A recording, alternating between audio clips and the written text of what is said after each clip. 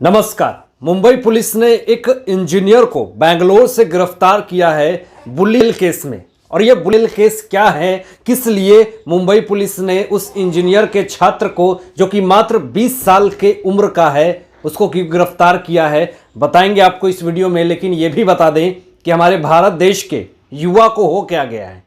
जिस एज में भारत देश के लिए, विकास के लिए कुछ ऐसा काम करना चाहिए जिससे कि भारत देश का नाम रोशन हो सके, और इस एज में आज के छात्र इस तरह का जो कुकर्मता वाली लक्षण कर रहे हैं, इससे कहीं ना कहीं देश की क्या बदनामी हो रही है ये भी सोच लीजिए।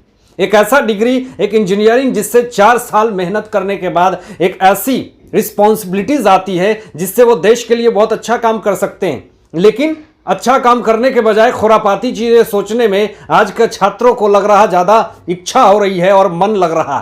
तो ये जो बुली केस आया है, इससे पूरी तरीके से एक बार अब पूरा देश जो है वो भौचक्का हो चुका है। और ये इस तरह का कैसे ये ला सकते हैं और इस तरह से कैसे टेक्नोलॉजी को कैसे ये यूज करके और इतना बड़ा कांड कर सकते हैं, बताएं आपको कि बेल एक ऐसा ऐप है जिसमें पूरी तरीके से एक महिला ने कुछ दिन पहले मुंबई में जो साल की शुरुआत होने वाली थी 2022, उसमें उन्होंने सोशल मीडिया पे एक वीडियो डाली थी और कहा था कि कुछ लोग मिल करके इस बुली ऐप पे मेरी फोटोज को डाल रहे हैं और नीलामी कर रहे हैं। तो इस पे पूरी तरीके से मुंबई पुलिस साइबर सेल वाले ने इन्वेस्टिगेशन करी और पता चला कि ये कोई 20 साल का कोई छात्र है जो कि बुली बेल ऐप को ट्विटर पे डाल करके और लोगों के फोटो ले करके इस ऐप पे डाल करके उसकी नीलामी कर रहा है। और ये इंजीनियर है और इस तरीके से वो पूरा अपनी टेक्नोलॉजी इस तरह की चीज़ों में लगा रहा है। जैसे ही ये मुंबई पुलिस को पता चलती है, वो अपनी स्पेशल टीम लेकर के बेंगलोर जाते हैं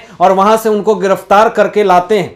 लेकिन जो चीज़ें निकल करके सामने आ रही है, सोशल मीडिया पे लोगों ने कहना शुरू कर दिया कि एक माँ बाप इतने उम्मीदों से और इतने पैसे को जमा करके एक बच्चे को इतने अच्छे भविष्य देने के लिए इंजीनियर बनाते हैं, चाहे कोई भी पद के लिए मेहनत करवाते हैं, पूरा जिंदगी दांव पे लगा देते हैं। ये इस एज में 20 साल कोई एज नहीं होता, इस उम्र में इंसान आसमान छूने की बात करता है। और इस तरह का बुली ऐप कुछ लोगों ने मिला करके पूरी तरीके से ये नीलामी वाला खेल जो शुरू किया। इसके पहले इसी टाइप का एक ऐप था सुली डील्स, जिसमें कि उस पे भी ऐसे ही फोटोज सोशल मीडिया से उठा करके उनको नीलामी करी जा रही थी, तो उस ऐप को बंद करवा दिया गया। लेकिन फिर से ये बुली ऐप के आने से फिर से एक बार बहुत सारे हैकर्स और जो इस तरह की चीजें कर रहे हैं उनके लिए एक बहुत बड़ा खतरा का समय है। लेकिन आपको बता दूं कि मुंबई पुलिस ने उस छात्र का अभी जो फेस है, चाहे उनकी पहचान को पूरी तरीके से रिवील नहीं किया है, और कहा तो ये भी जा रहा है कि इनके साथ साथ और भी कुछ लोग हैं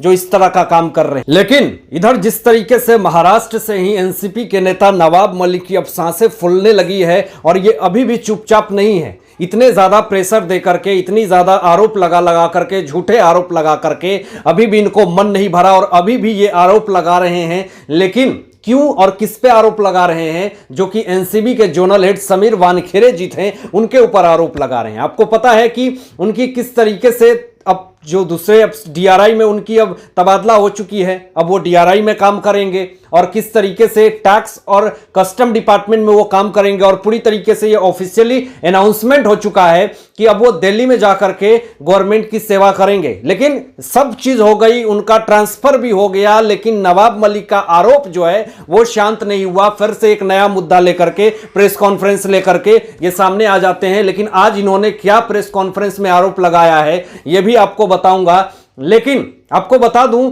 कि जिस तरीके से नवाब मलिक बार बार समीर वानखेड़े जी के ऊपर आरोप लगा रहे थे ऐसी चीजें, और इन्होंने ये भी खुशी जताई कि ये गलत था, इसीलिए एनसीबी के जोनल हेड को ट्रांसफर कर दिया गया। समीर वानखेड़े जो थे वो दिल्ली में गए थे, हालांकि उनको एक्सटेंशन नहीं चाहिए था, और एक्सटेंशन नहीं चाहिए था इसीलिए तो वो दिल्ली गए थे। और वहां पे हाई मीटिंग चली थी जिसमें कि बहुत सारे एनसीबी के बड़े बड़े अधिकारी थे, और उनसे बात हुई, उनसे मुलाकात हुई, और उन्होंने खुद ये अपील करा था कि महाराष्ट्र में मेरे खिलाफ पूरी तरीके से साजिश चल रही है और मैं अब ज्यादा दिन तक उस डिपार्टमेंट में काम नहीं कर सकता हूं। वो चाहते तो अपने एक्सटेंशन को बढ़ा सकते थे, लेकिन उन्होंने फाइनली, एनसीबी का ही ये पूरी तरीके से फैसला था कि आपको 31 दिसंबर तक ही आपको रहना है, कम से कम इतने दिन तक आप रह ले। तो नया साल की शुरुआत में वो दिल्ली से अपना कार्यभार संभालेंगे। लेकिन इन्हीं सब चीजों पे अभी भी जो नवाब मलिक हैं, कलेजा पूरी तरीके से फूल रही है, उनकी बिलबिली जो है वो पूरी तरीके से मचल रही है। अभी भी ये शांत नहीं हुए हैं। इन्होंने पूरी तरीके से आरोप लगा दिया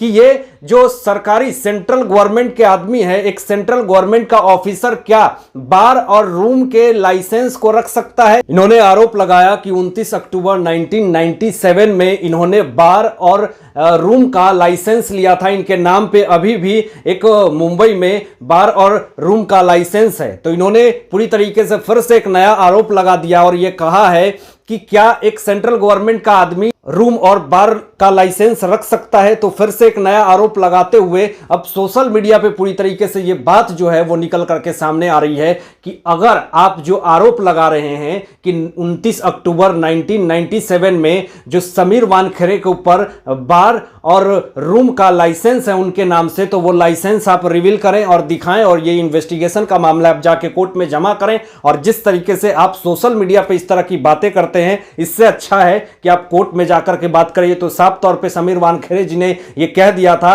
कि जिनको भी जिस तरह का भी समस्या है वो आकर के हमसे कोर्ट में मिले, कोर्ट में बात करें, ऐसे ट्विटरबाजी ना करें। कुछ दिन पहले नवाब मलिक ने यह भी आरोप लगाया था कि कुछ बीजेपी नेता है जो दिल्ली में जाकर के समीर वानखेड़े के लिए लॉबिंग कर रहे हैं। वो चाह रहे हैं कि उनका एक्सटेंशन बढ़ा दिया जाए और कुछ दिन तक वो और इन्वेस्टिगेशन करे। लेकिन आप लोगों ने देखा कि किस तरीके से पूरा राजनीति, पूरा माफियाज लोगों ने मिल करके फाइनली उनको यहां से हटा ही दिया। ये तो मुझे उसी वक्त पता चल गया था जब ये दिल्ली गए थे, दिल्ली में मीटिंग चल रही थी, तो उसी वक्त हमें सोर्सेस से खबरें आ चुकी थी कि ये जो गुर्गे लोग बैठे हुए हैं ये ज्यादा दिन तक टिकने नहीं देंगे, क्योंकि ये पूरी तरीके से पूरे ड्रग्स माफियाओं को एक्सपोज कर रहे थे और पूरा इंटरनेशनल कनेक्शन सामने आया था। लेकिन ये अभी समीर वानखेड़े को तो अपनी पब्लिसिटी के लिए प्रेस कॉन्फ्रेंस करते ही हैं। अभी एक नया मामला सामने आया है, एक कालीचरण जो है वो गिरफ्तार हो चुका है। उस पे नवाब मलिक ने क्या बड़ा बयान दे दिया है, अब उस पे ये ट्रोल हो रहे हैं। आपको बताऊं कि छत्तीसगढ़ में एक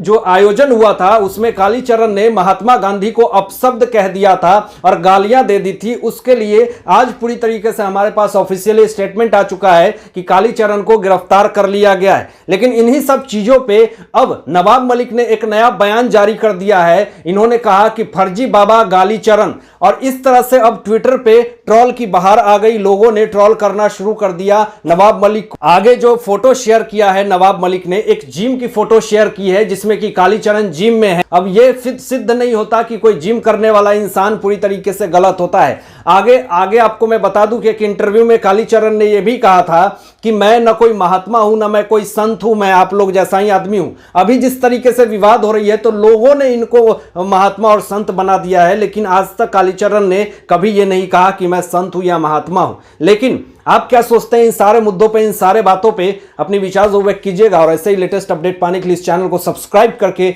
बेल आइकन प्रेस कर दीजिएगा और अपना ध्यान रखिएगा। सत्यमेव जयते। जय हिंद।